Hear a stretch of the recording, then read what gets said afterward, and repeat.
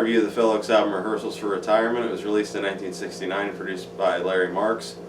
So I have two copies of this album. I have this vinyl copy, which I got probably 3 years ago on eBay. I also have a CD copy, which I got like 2 years ago on Amazon. I thought it was pretty cool to find a CD copy of this because I've just had a hard time finding like reasonably priced newer copies of his stuff on CD. This album, I first listened to it on YouTube. I don't remember if I listened to like the whole thing when I was listening to it, but there were a couple songs off here that I liked that I kind of kept going back to before I got the album. When I got this album at first, I don't know where I would have like put it ranking wise, but I don't think it was my favorite the first couple times I heard it. Now I think it might be like it's either like 1 or 2 for me. This is an album that I don't think like sold well at all when it came out, which I can kind of understand. It's a pretty kind of dark, depressing album in a lot of ways. You can probably tell by the cover, it's not the most cheerful cover. He had released this after all the like stuff that went on at the 1968 Democratic Convention, and that had like really depressed him and stuff. So this album's not really like all about that, but a lot of the songs on it were kind of influenced by that, and I think just like his general mood overall is influenced by that, and just the problems that Phil was having at the time. So that does make this album kind of a difficult listen, like in those respects, but at the same time, I think that this is some of his most just like beautiful and catchy music. He kind of keeps going with like the direction he had gone in a little bit on the last album, Tape from California, but like minus the stuff that was kind of a throwback to his older songs. So he has Lincoln Mayorga, or I'm sorry, I can't say that guy's last name, I'm not sure how to say it. But he has him back on piano. There's a little bit of orchestration on some tracks here and there, but it's mostly just kind of like a rock band type of setup. He has Bob Rafkin on guitar, and he's also on a Tim Buckley album that I really like, and wrote a song that I like for the Byrds, so that's a guy that's like popped up a lot and stuff that I listen to. Not sure who plays drums on here, but I like the drums a lot.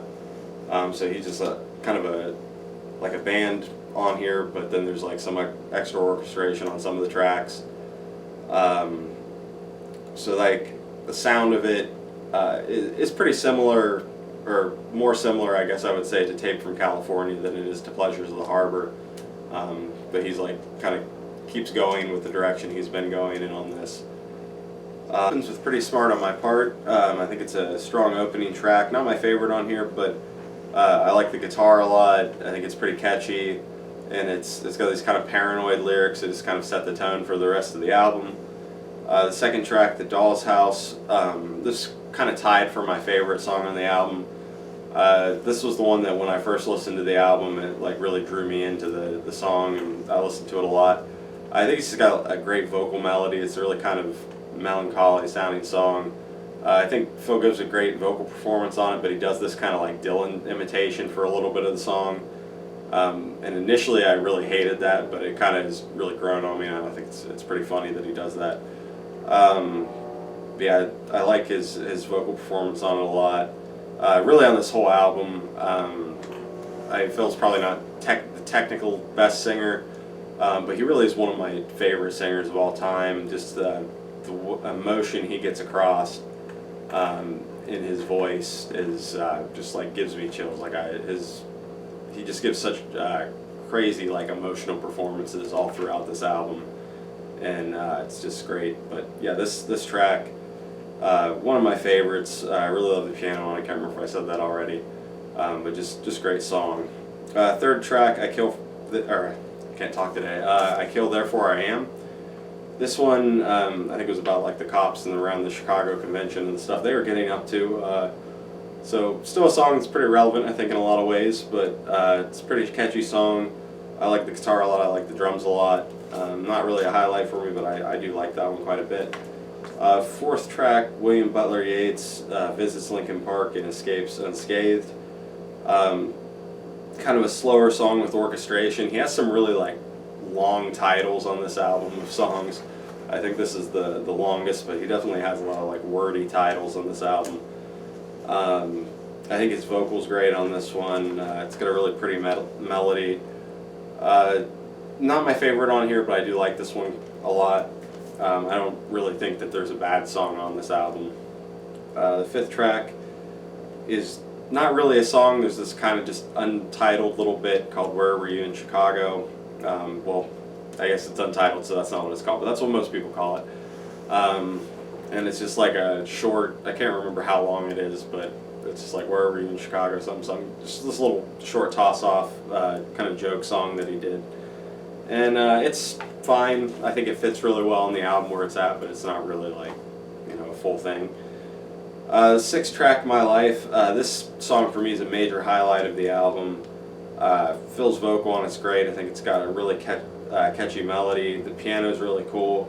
Love the drums on this song, just like the stuff that he's doing, the fills that he does and stuff. I think just fit it really well. Yeah, it's a great track. Love that one. The seventh track, "The Scorpion Departs But Never Returns." So yeah, he did the Thresher, now he's doing the Scorpion. This one, it's got some really cool piano in it. Phil's voice is really good. I feel like the piano and just like the kind of music of it kind of creates this like tension to the song that kind of adds to what he's talking about. But yeah, just a really kind of haunting, beautiful song, and another one that I like quite a bit.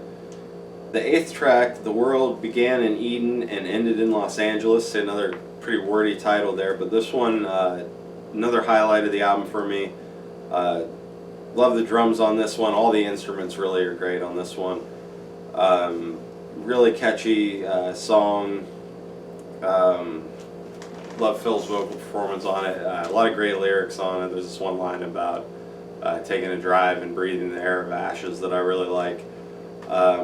So yeah, that major highlight of the album for me. I really love that one.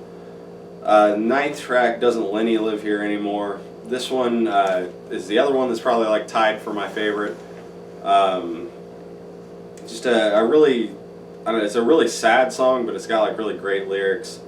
I love the instrumental performances on it. It's got this cool organ. Phil's vocal is great. Yeah, it's kind of slower, but it's just got this really catchy melody to it. Yeah, that one's a really great song. 10th track, "Another Age." This one, another major highlight for me. Really catchy, really cool lyrics in it. Phil gives another great performance, and another one where I love the instrumentation, and it just the production of this album is probably like one of my favorites of this era of his. The 11th track, "Rehearsals for Retirement," kind of slows things down to close the album, and it's just a pretty just sad song. Cool piano. Phil gives a great vocal. So the album ends on a high point, but kind of a sad. Phil Ochs, "Rehearsals for Retirement." I think it's a great album. I mean, it is kind of depressing, so there's that. Like, people might not be into it because it's depressing. But it's a really beautiful, emotional album. Not a bad song on it. I think that really kind of this is probably like his masterpiece. I know he kind of like intended Pleasures to be, but this one, he just like, it really hits hard. So yeah, Phil Ochs, "Rehearsals for Retirement." Highly recommend this one. I think it's an album that everybody should hear at least once.